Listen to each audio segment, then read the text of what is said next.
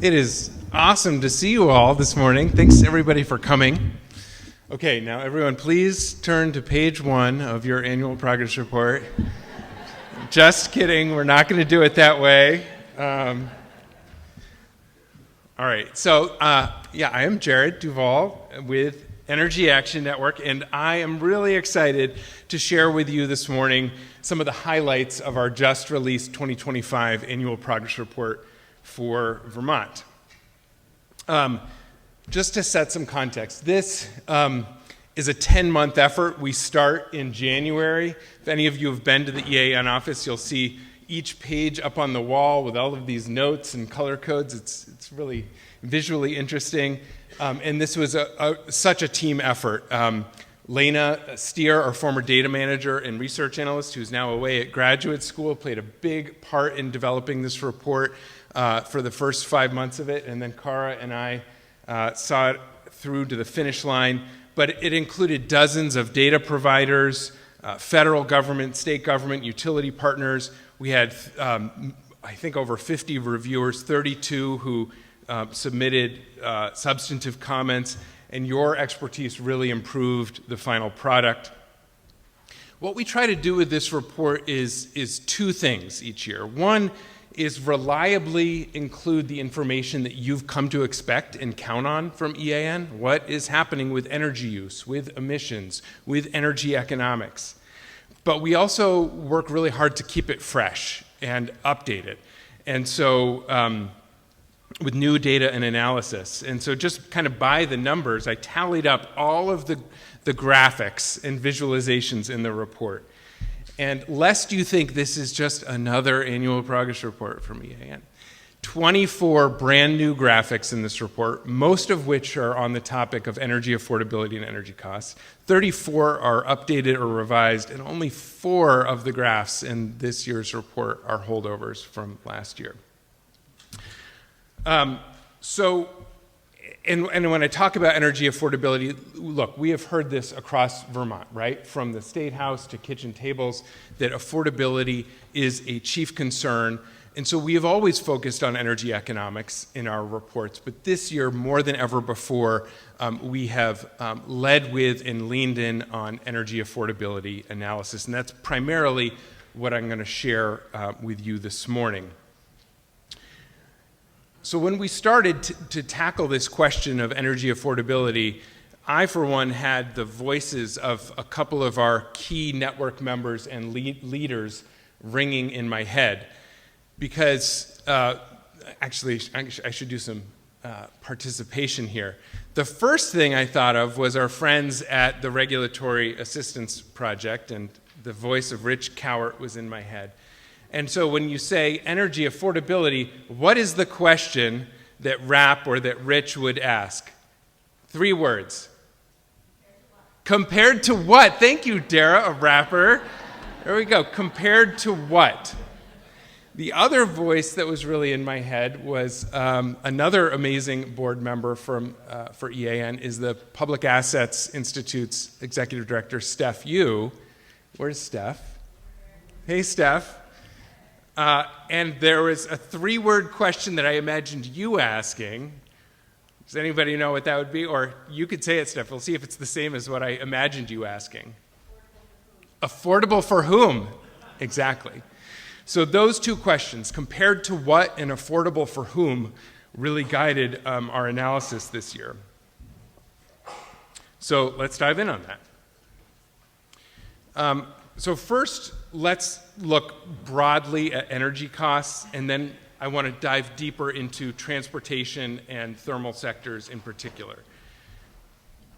Overall, we know that transportation is on average the second largest expense for households in Vermont and in the Northeast. And it's second only to the cost of housing.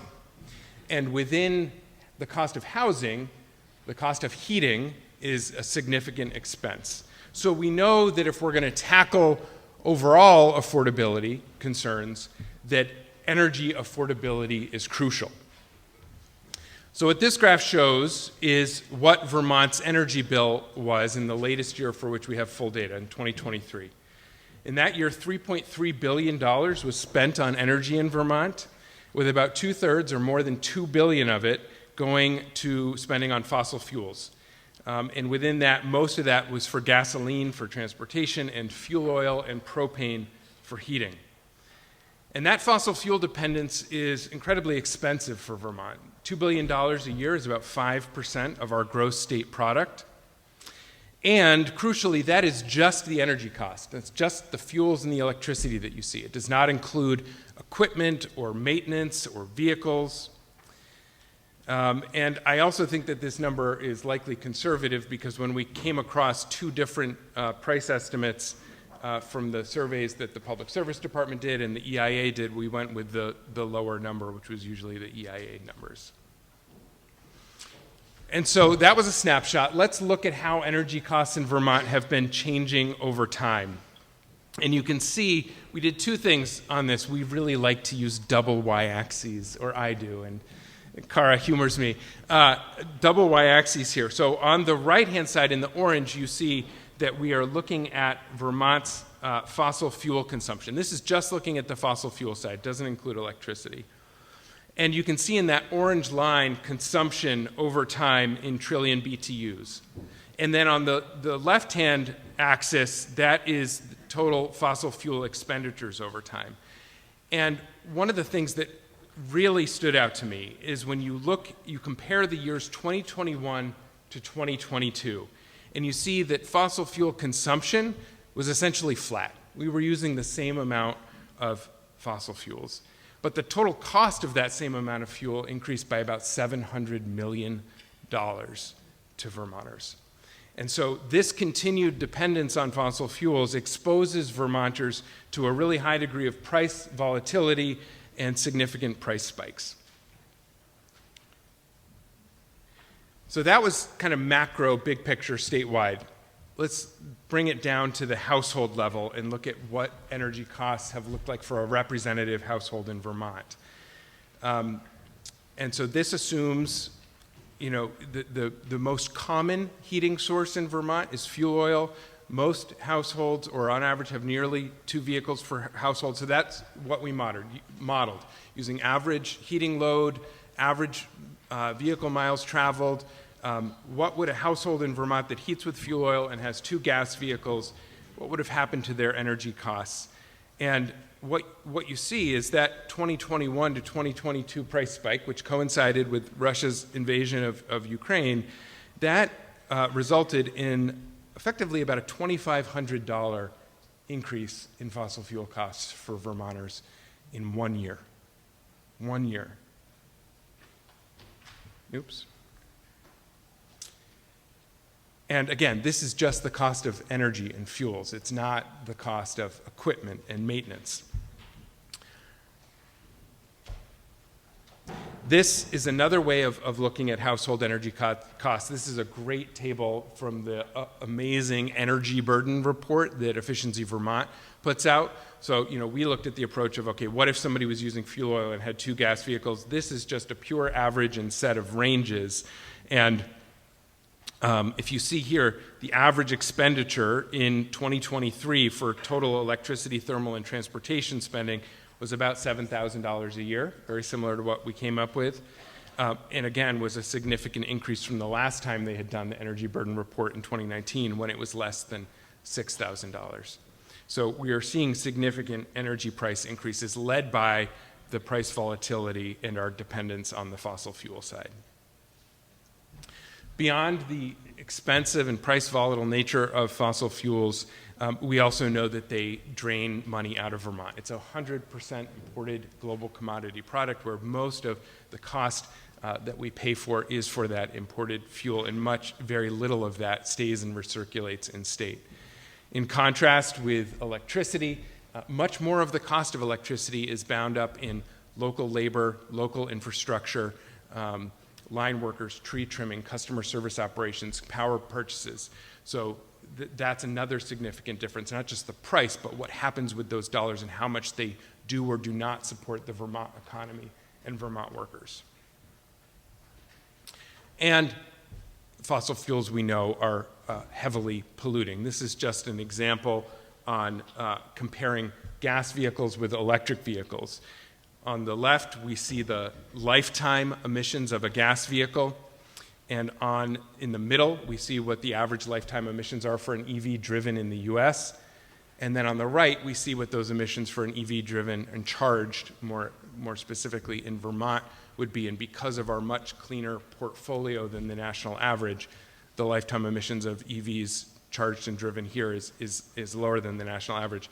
But it's 7 times more climate polluting over the life of the vehicle to drive a gas vehicle than an EV, for instance. Okay, so to sum up, what we found when we look at the fossil fuel numbers is, and this is not true across the board, and when I say fossil fuels, I'm really talking about gasoline, diesel, propane, fuel oil, kerosene. Natural gas or fossil gas or utility gas, whatever you want to call it, is a different story. It's an outlier that not all of these characteristics apply to. But for most fossil fuels, they are expensive, they are price volatile, they drain money out of Vermont, and they are heavily polluting, harming human health and worsening climate destabilization. Okay, so that was kind of the affordable compared to what? What is the status quo of our energy spending, and what has it been over time? Now I want to move to this question of affordable for whom. And what we see consistently, regardless of whether we look at transportation spending or spending on heating, is that Vermonters with lower household income spend much less on, in this case, transportation than upper income households.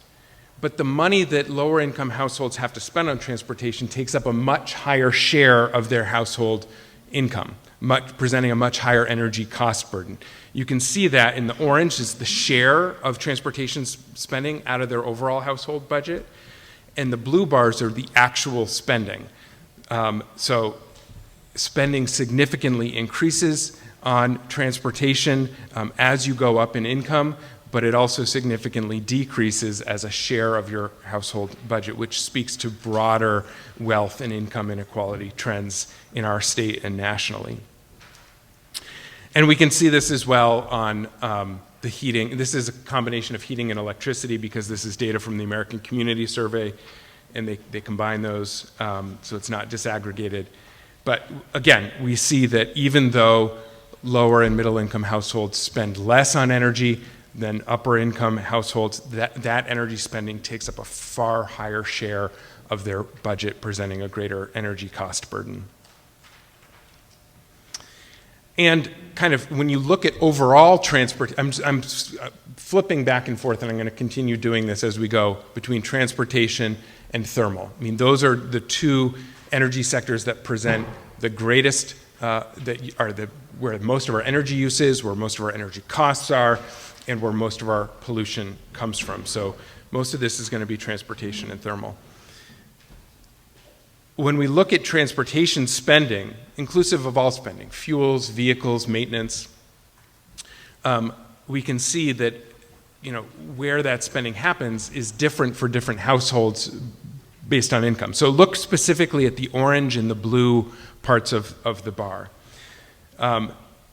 Those two bars, if you look at the top of the graph, add up to 32% of transportation expenses. That's fuel and maintenance. Fuel and maintenance is 32% of transportation costs for those households in Vermont making less than $70,000 a year.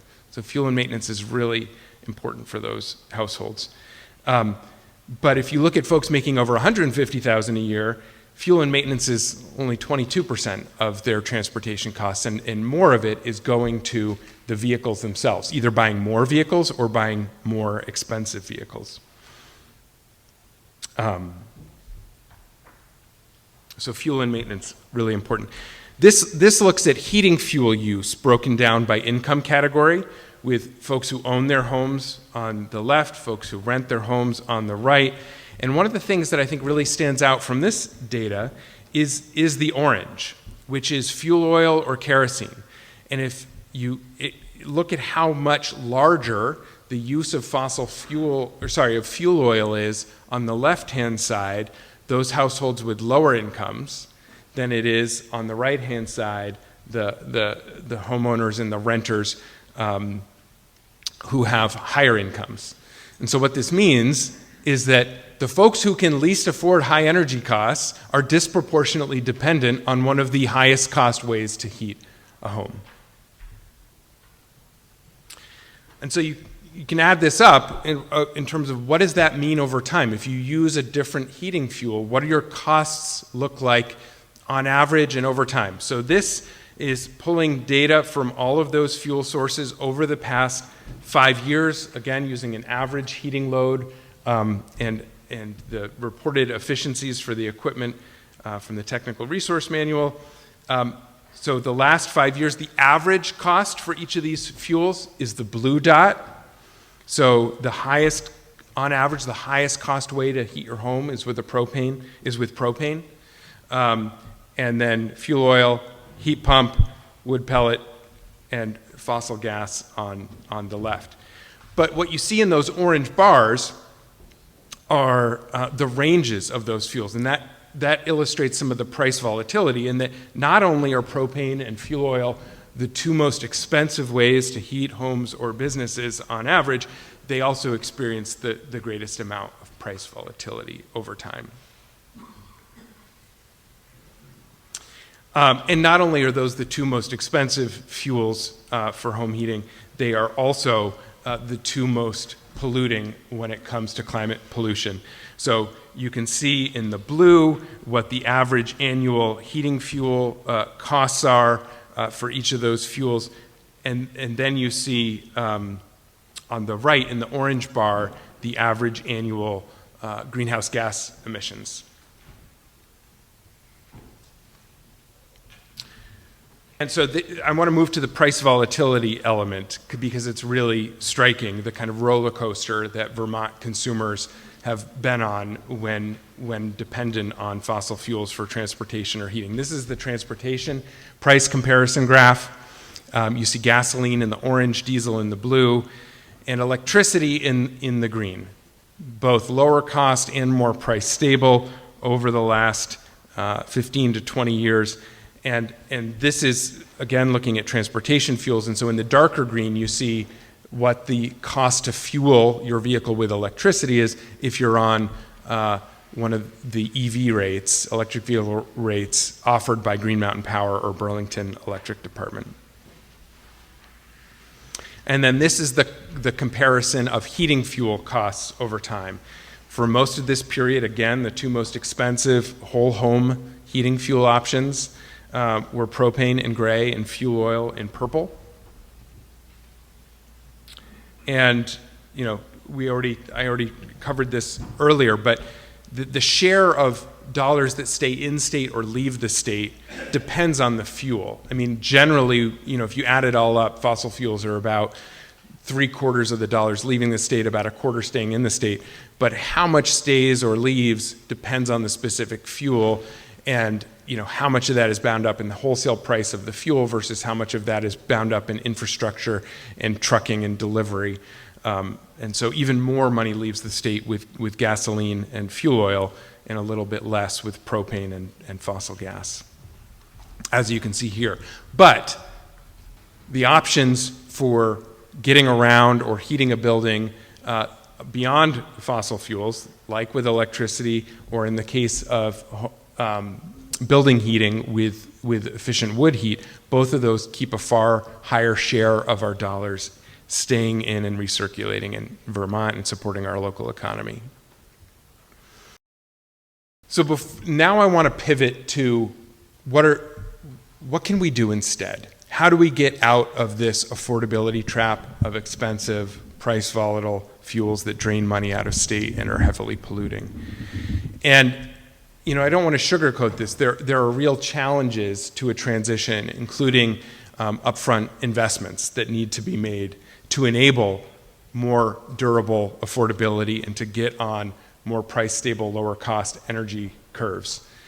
And to illustrate this, this is a blank slide because I'm not going to show you a graph, not a chart, but I actually want to read an excerpt from a work of fiction that I think illustrates the challenge we're dealing with really well. This is a book that I've never read. I just have heard this quote, and I think it's amazing. But this book is called Men at Arms. And this is a character, Sam Vimes, who is speaking. He said, "The reason that the rich were so rich was because they managed to spend less money. Take Boots, for example. He earned $38 a month plus allowances. A really good pair of leather boots cost $50. But an affordable pair of boots, which were sort of okay for a season or two and then leaked like hell when the cardboard gave out, cost about $10. Those were the kind of boots that Vimes always bought and wore until the soles were so thin that he could tell where he was on a foggy night by the feel of the cobbles. But the thing was that good boots lasted for years. A man who could afford $50 had a pair of boots that'd still be keeping his feet dry in 10 years' time, while the poor man who could only afford cheap boots would have spent $100 on boots in the same time and would still have wet feet. Housing is no different than boots. Home heating is not different than boots. Transportation is not different than boots. In the short term, it costs something to weatherize a home. It costs more to weatherize a home than not. In the long term, it usually costs more to live in an unweatherized home, especially if we include the health and comfort costs. In the short term, an EV can cost more upfront than a gas vehicle, but in the long term, the gas vehicle usually costs much more to drive. In the short term, it usually costs more to switch to more efficient heating options. In the long term, it usually costs much more to keep using expensive and price-volatile fossil fuels. So when it comes to energy affordability, I think one of the really important things we need to do is to distinguish between costs and investments. And while the often higher upfront costs of more efficient vehicles and equipment are real and cannot be ignored, often the best way to true durable energy affordability, where Vermonters can save money month after month, year after year, and not just at one fleeting point in time, is by investing in technologies that are more energy efficient and rely on more lower cost, more price stable energy sources. That means weatherization. It means electric vehicles instead of gas vehicles. It often means heat pump water heaters and various heat pump systems to replace or displace fossil fuel heating. And it can also mean local and efficient wood heating instead of relying on fuel oil and propane. And I want to break this down a little bit and take a look, because I think oftentimes we miss the energy affordability opportunities involved in this transition. First, we know the difference between thinking about short-term costs versus long-term investments, because Vermont has done it for a couple of decades. Since 2000, we have invested, as you see in the left, and as of, these are numbers through 2021, a little less than $1 billion in our energy efficiency programs statewide. And what has that resulted in? Total savings, including avoided costs, of $3.4 billion for Vermonters. Spend a little upfront to save a lot over time. A 3-to-1 return on investment just on the energy costs, not even including the avoided costs and health costs, infrastructure costs, pollution costs that come with the fossil fuel use that would have otherwise happened. But energy efficiency is not just what we traditionally think of as energy efficiency, more efficient light bulbs and appliances and weatherization. Modern electric technology also, as we know, uses energy far more efficiently than combustion sources like fossil fuel-based vehicles and equipment. Let's look at vehicles, for instance. When we put gasoline in a gas car, only 16 to 25% of that energy actually moves the vehicle. Most of it it's incredibly inefficient. Most of that energy is lost through heat and other engine losses. This is data from fueleconomy.gov. When we look at an electric vehicle, however, because of the better efficiency of electric motors, because of things like regenerative braking, about 87 to 91% of the energy that we put in moves the vehicle. And so what that results in is far more miles driven for the same cost. It's a similar story when we look at heat pump technology. When we use a gas or a propane water heater, you need 5 times the amount of energy to heat the same amount of water as compared to a heat pump water heater. Because heat pump technology, we're transferring energy rather than combusting fuel to generate energy. So all of those blue water tanks are the same amount of water, and the bar that's to the left of them is how much energy it takes to actually heat that same amount of water. And these are the comparative efficiencies of different heating systems. So we're doing apples to apples here. These are hydronic heating system comparisons, going from boilers on the left to different types of heat pump systems on the right. And so what does this end up producing? For the same dollar that you spend on fuel, you'd move $7 7 miles in a gas vehicle, twice that at average residential electric rates in an EV, and 3 times the distance when we're on EV rates, as offered by, this is Green Mountain Power example, which is about 80% of Vermonters are served by Green Mountain Power, I believe. Correct me, Candace? 80%? And so it's a combination of things, right? It is not just that electricity has tended to be lower cost and more price stable over time as compared to fossil fuels. It's also that these modern electric technology uses far less energy. So the combination of the energy efficiency and the lower cost results in things like this, where you look over the lifetime and you're talking nearly $10,000 in average fuel and maintenance savings for an EV versus a gas vehicle. And you can see that here. In the green, so this is doing another apples to apples comparison.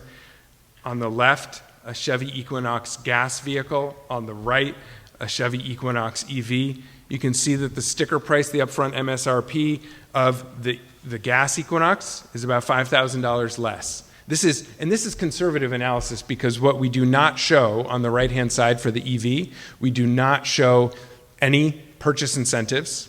Of course, the federal and the state incentives are now gone, but there are still utility incentives. GMP, for instance, $2,200 is the standard incentive. I think it goes up to $3,200 for income qualifying households. And then Burlington Electric is even higher, just announced even higher incentive. That's not reflected in the right-hand bar. This also is conservative for the EV because it assumes statewide average electricity costs, not an EV rate. So this stack of lifetime costs on the right for the EV could be much lower if you're getting an incentive through your utility for the upfront purchase of the vehicle and if you're charging on an EV rate. But even if you're not, worst case scenario, you're just using a residential rate, you get no incentives. Because the fuel and maintenance savings are about $10,000 over the life of an EV, you still get significant lifetime savings moving in that direction. And this is kind of like, sorry, this is a graph that we just did and we have not yet had designed, so it's not as good looking as our other ones. But you can see that, sometimes there's a higher upfront cost, but those cost curves cross and we see lower lifetime costs. So the question is, how do we get more people on those flatter cost curves? How do we help more people save money month after month, year after year, over the lifetime, and get off of this roller coaster of unaffordable fossil fuel dependence? Before I answer that question, I have a couple more slides that I wanted to, I just want to say that electricity rates, there is a lot of variation in what the savings are from EVs or from heat pump water heaters or heat pump systems will vary based on what utility territory you're in and what rate you have. I mean, in Vermont, I think we go from a low of rate of 12 cents a kilowatt hour up to a high of 25 cents. And so you can see the equivalent fueling costs at each of those different, from high to average to low, and what those EV rates are. But they are all significantly lower for vehicle fueling than gas vehicles. It's the same story with heat pump water heaters. I will say that this example is for a single family household. I know that the economics, I see Kathy Beyer, I know, is here, and she has given us really good information about how the economics and the situations are different often in multifamily households. So I want to make this clear. This is a single-family household example. But what you see is that because of the greater energy efficiency, because of the overtime fuel costs savings, heat pump water heaters can deliver significant lifetime savings for water heating for Vermonters as compared to, in this example, propane water heating. But the key thing to enable, I mean, it's fine for wealthier and upper income Vermonters who can afford these upfront investments and then get on these lower cost curves.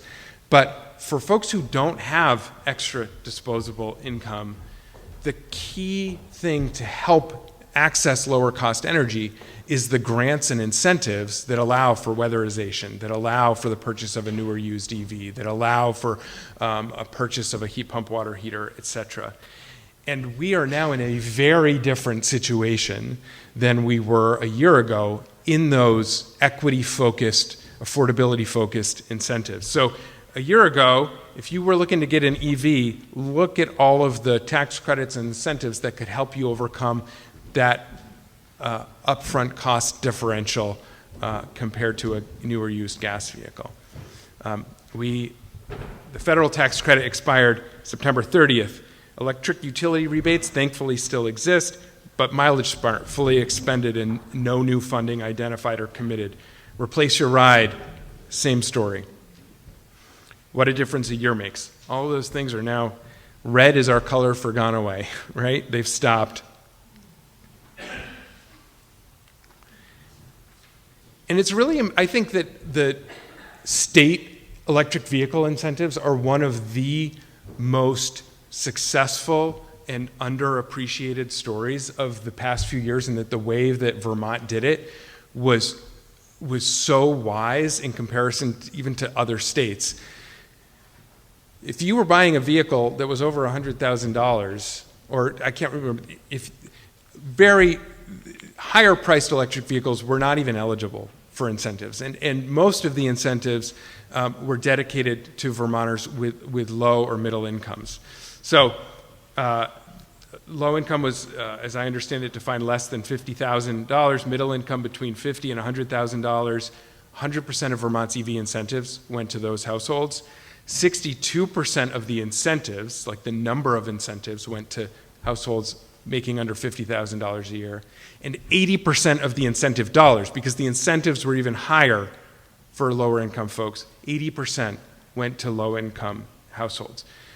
So often when we hear talk about incentives, and this often happens kind of in the renewable energy development side, the concerns are about what signal is this sending to the market? How mature is this technology? What does it mean for business planning? What does it mean for hiring and jobs? And all of those things are really important.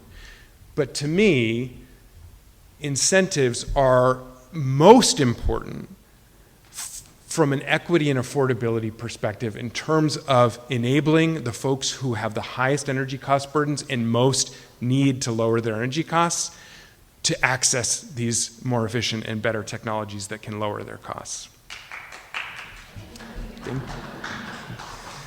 Thank you, Kathy, and anybody else who.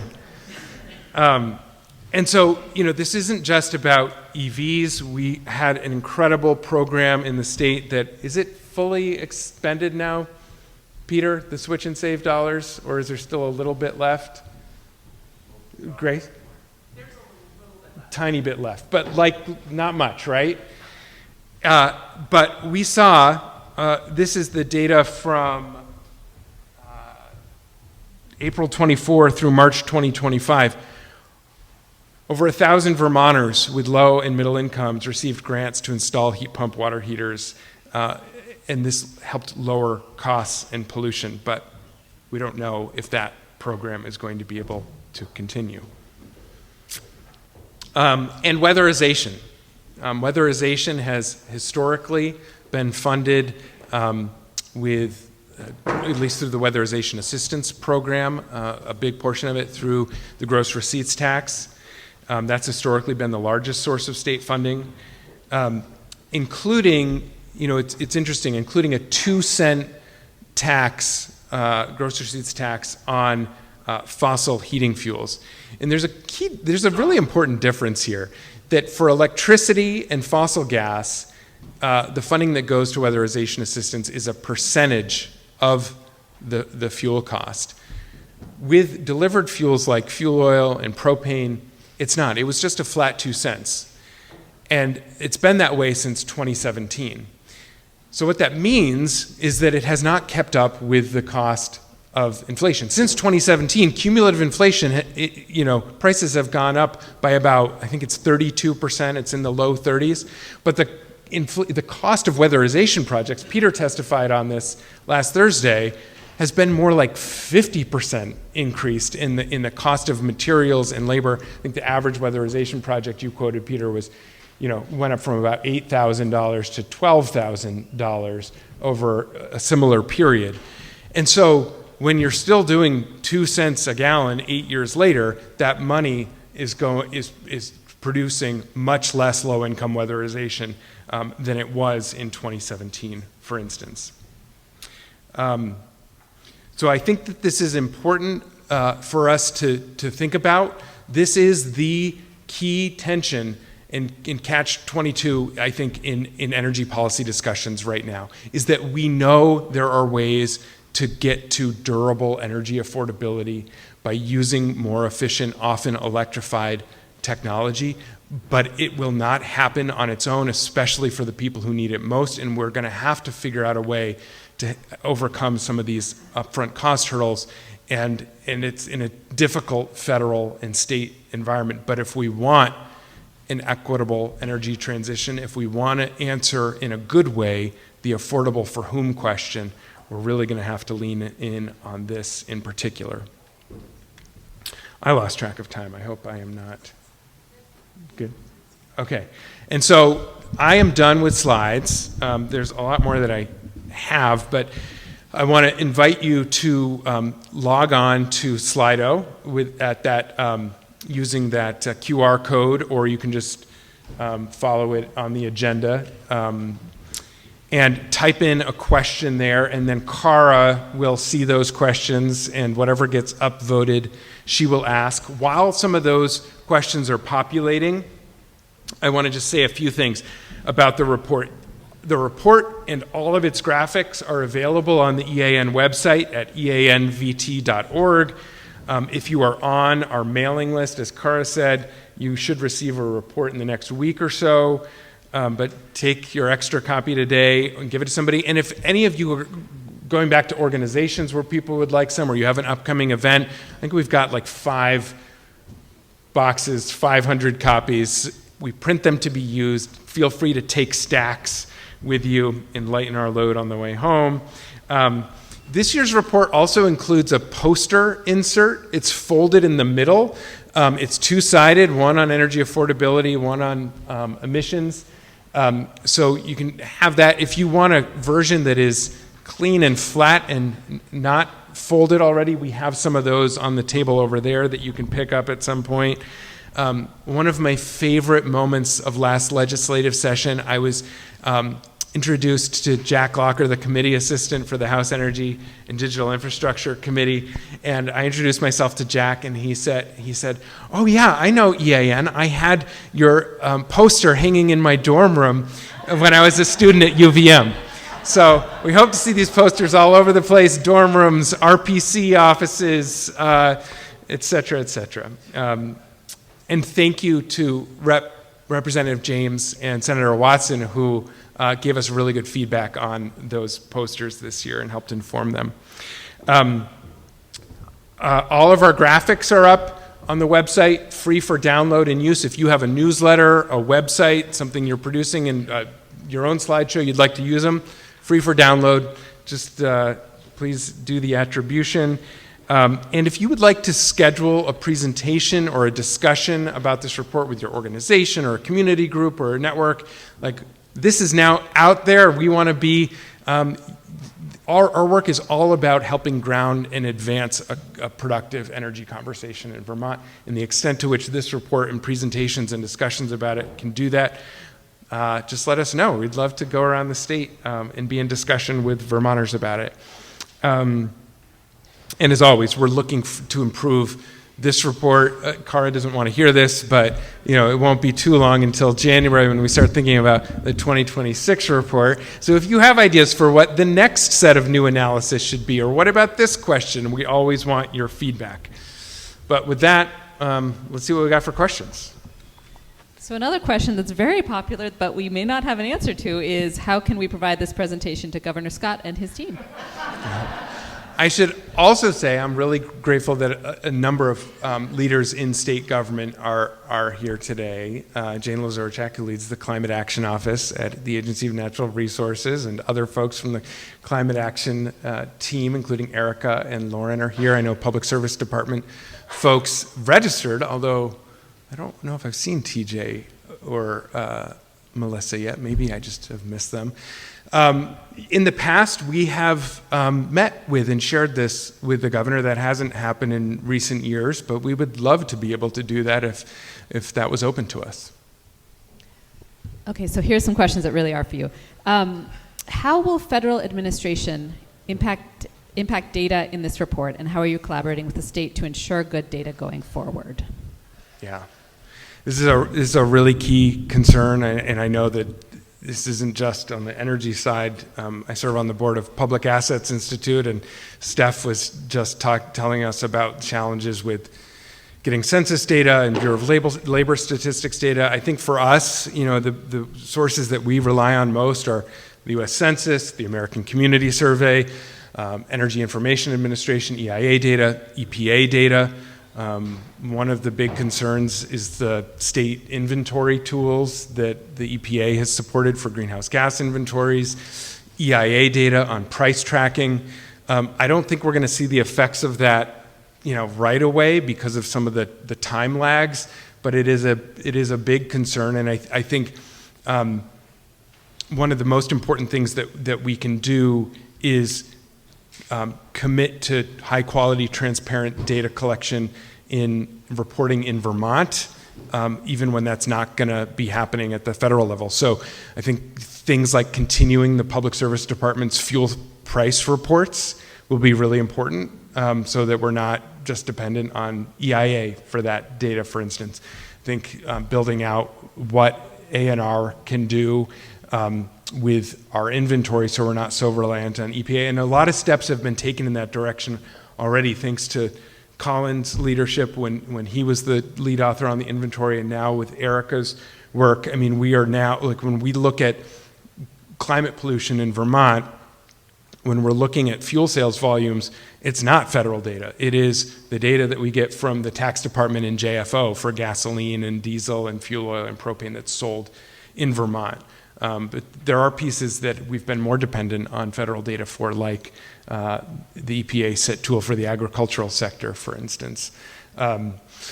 So, yeah, I don't think there's easier or quick. And I think one thing that has been really encouraging is that there have been a number of nonprofits nationally that have been backing up and saving federal data sets in case those websites go down. That doesn't solve the issue of ongoing data tracking and reporting, but at least we won't lose historical and longitudinal data. Okay, there's a lot of interest in the question. Vermont winters and a greater proportion of highway driving reduce EV efficiency. Yeah. How did you account for this? It seems like it would make the cost of EVs more equivalent to the cost of gas. Yeah, no, it's an important point, and it's also, the efficiency variation is also true for air source heat pumps. And so what we use is averages. So over the course of a year. So on average, the efficiency definitely goes down in colder temperatures, but it's more efficient in warmer temperatures. So if you look at a point in time, yeah, on the coldest days, driving an EV is can be more cost comparable to a gas vehicle, but over the course of the year and on average are the numbers we were using. Do we know the percentage of pre-1980s homes that have received weatherization services, and what's the scale of the remaining need to improve thermal envelopes? I would defer to some experts in our weatherization at scale network action team on those numbers. I don't know if Neil or Alex have those off the top of your head, or if you do, Cara. I don't. We will have a presentation early afternoon from that group, and there may be some more data in there. I think the short answer is we know there's still a lot of homes that would benefit from weatherization or nowhere near the fully meeting the need. This is a hard, tough crowd, Jared. Are you ready for another tough question? Oh yeah, bring it. All right, great. What are the biggest pain points for making progress in 2025? Question mark. Funding, policy, education?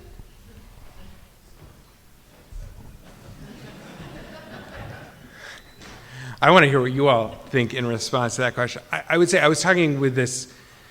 I want to thank David Mears. What a good board member. He stands with me out in the cold for 45 minutes welcoming people.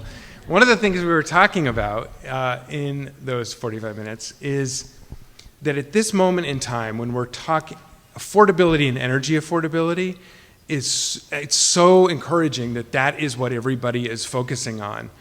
But the response to concerns about energy affordability could be really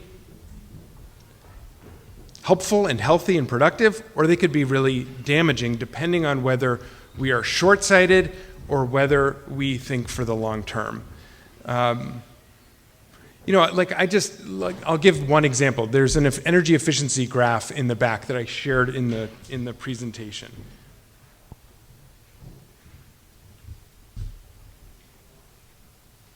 Where is it? It's right here. So, you can look at, I often think about energy affordability through these two lenses, cost versus investment. And look, there's a cost to our energy efficiency charge. And I won't speak just in Vermont, but nationally, as folks think about electricity prices and utility prices and how to handle them, it could be really attractive for reactive, short-sighted folks to say, well, an easy way to reduce electricity prices would be to cut or get rid of our efficiency charges.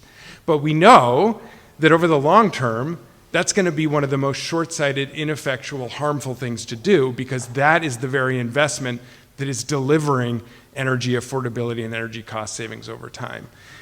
And I think that it's going to be the same thing with incentive programs. Okay, well, do we have money for incentive programs? If we say no and we don't, then overall costs are going to keep going up rather than help folks move to those lower cost curves. So I think that is going to be the biggest tension. I think it's good that we're coming to coalesce around the importance of energy affordability, but are we talking about true, real, and durable energy affordability, or are we going to use that in just think in a short-term reactive way? I think that's one of the biggest threats going forward. All right, the next question on here I think is more of a statement than a question, so I'm not going to ask it as a question, but I will read it out because it's popular. There's an idea floated here that state-backed loans for the higher upfront costs of fossil fuel equipment to be paid back from annual cost savings might be an idea. I'm not asking that as a question, though. So the next real question is, did you look at the upfront costs of non-fossil thermal heating options versus the lifetime fossil fuel costs? That's the trade-off Vermonters are looking at. Yeah, as Cara well knows, we did a complete kind of energy cost analysis, fuels, maintenance, equipment for vehicles and for water heaters. When we tried to do it for home heating systems, as any of you know who work in this, it got so complicated so quickly. Is it hydronic? Is it ducted? What is your existing heating system? What are the efficiencies?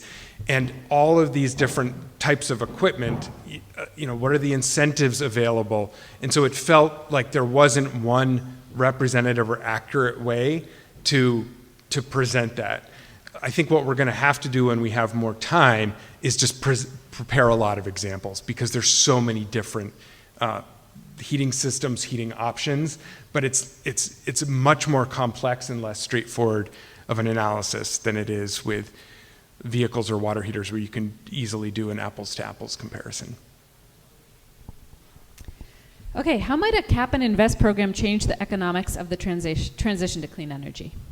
Yeah, so cap and invest program, and I'm mostly speaking here and presenting in my role with EAN, but as some of you know, I also serve with David Mears and Joey Miller and Rich Cowart, and I'm sure there are others that I'm not immediately seeing on the Vermont Climate Council. And one of the key recommendations of the Climate Council was for Vermont to move forward with a multi-sector cap and invest program, building on the success of programs like the Regional Greenhouse Gas Initiative, a cap and invest program for the electricity sector in the Northeast, and like the programs that have been very successful at reducing energy costs and reducing pollution, the cap and invest programs in California and Washington and Oregon and Quebec. And so I think that one of the most important things about cap and invest from an equity and affordability standpoint is that you can do multiple things with the revenue. And what happens with the revenue from charging polluters, charging fossil fuel companies to purchase allowances for their pollution? You can do two broad categories of things with that money. One is to provide incentives, income-sensitive incentives to lower and middle-income folks to be able to durably reduce energy costs by investing in weatherization, energy efficiency, EVs, modern electric technology, advanced wood heat, etc. The other thing you can do is, even if people don't want to switch, you can provide direct payments in the form of checks to folks below a certain income threshold. And I think this is a really key difference than what happened, than what was proposed with the Affordable Heat Act and the Clean Heat Standard. That was going to be an internally consistent program where no revenue was collected by the government. A lot of people wanted to call it a tax. It was not a tax because no revenue was collected. It was fossil fuel importers responsible for reducing pollution, and they were going to have to provide Vermonters, mostly low and middle income Vermonters, with grants and incentives to help them reduce pollution and move to lower cost energy. But there wasn't a general source of revenue that could be used. So you would really only benefit from that program if you decided to take up weatherization, if you decided to install a heat pump water, take in a grant or an incentive for a heat pump water heater or advanced wood heating or biodiesel instead of fuel oil, something like that. With a cap and invest program, even if you choose not to weatherize, choose not to make a different energy choice, you can, if you're lower or middle income, you can have a check sent directly to you so that any potential increase in the fossil fuel prices that the fossil fuel corporations pass on to you will be offset by that direct payment. And so that was one of the things that was really appealing to the Climate Council, is that we want to, in terms of affordability and energy affordability and equity, lower and middle income Vermonters should not be seeing their costs increase full stop. And certainly we know we can help people lower those energy costs if we can help them with the decisions through grants and incentives to make more energy efficient choices. But even if you don't, you can make sure that those folks are held whole or come out ahead by providing direct payments. And there was actually, if anybody wants to read more about how that is possible, one of EAN's summer interns did an amazing report. Julian Galindo Macias did a report on cap and invest programs and how different states and provinces are using revenue to meet that balance. I'm seeing John Binder nod on this. John, we are so lucky to have him and James and Allie joining us, but John was one of the key folks analyzing the development of the New York Cap and Invest program, and they were looking at exactly these same questions. There are an awful lot of really, really good questions on here that we're not going to get to. And I'm going to stick to some of the data questions instead of the hows or the shoulds at this point. But we will collect these questions. If anyone wants them, email me and I'll give them to you later this week. Jared, what's the main reason for the overall decrease in fossil fuel consumption 2022 to 2024 as noted in the graph on page 3? If I have that here on page 3. Let me grab it. Show me which graph that is. Is it the transportation or the thermal? Is it? We haven't memorized which page all the graphs are on, sorry.